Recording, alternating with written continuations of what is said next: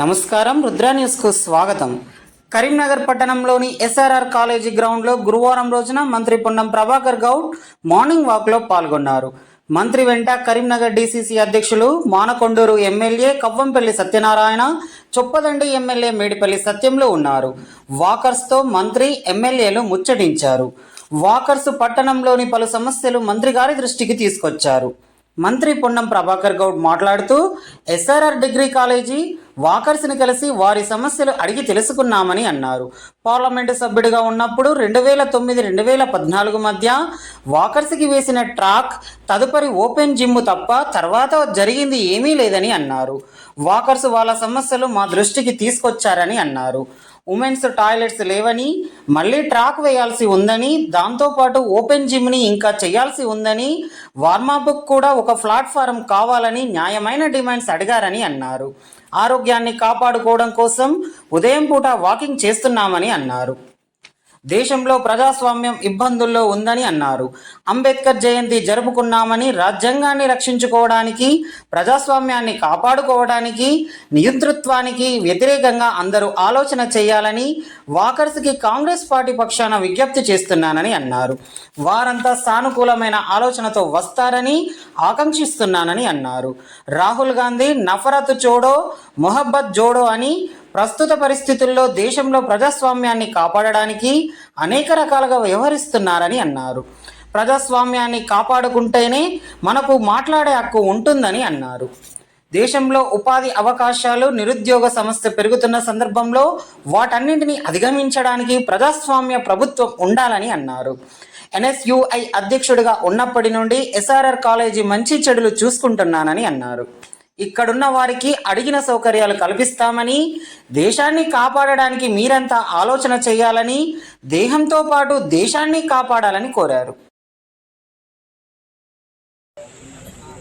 SRR degree college walkers అందరినీ కూడా కలిసి వాళ్ళతో ఇక్కడ ఉండబడేటువంటి మంచి చెడు, ఇక్కడ ఉన్నటువంటి పరిస్థితిని ఒక్కసారి చూద్దామని నేను గౌరవ మానకొండూరు శాసనసభ్యులు డాక్టర్ కవ్వంపల్లి సత్యనారాయణ గారు, చొప్పదండి శాసనసభ్యులు మేడిపల్లి సత్యం గారు, కరీంనగర్ శాసనసభ పోటీ చేసినటువంటి శ్రీనివాస్ గారు, మిగతా ముఖ్యులందరూ, పట్టణానికి సంబంధించిన ముఖ్యులందరూ కూడా ఈరోజు రావడం జరిగింది.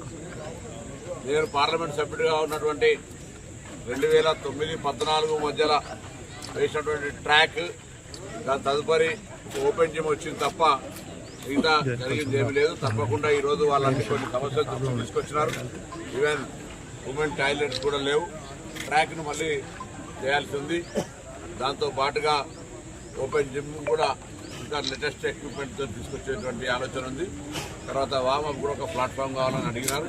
అవన్నీ కూడా న్యాయమైనటువంటి అనే మాట సందర్భంగా తెలియజేస్తూ, ఈరోజు ఉన్నటువంటి పరిస్థితుల్లో వీళ్ళంతా ఉదయం పూటనే ఆరోగ్యాన్ని కాపాడుకోవడంతో ఏ విధంగానైతే వాళ్ళ యొక్క పొద్దున్నే ఉదయాన్నే లేచి శరీరాన్ని కాపాడుకునేటువంటి ప్రయత్నంలో వాకింగ్ చేస్తూ ఉన్నారు. ఈరోజు దేశంలో ప్రజాస్వామ్యం కూడా ఇబ్బందుల్లో ఉంది.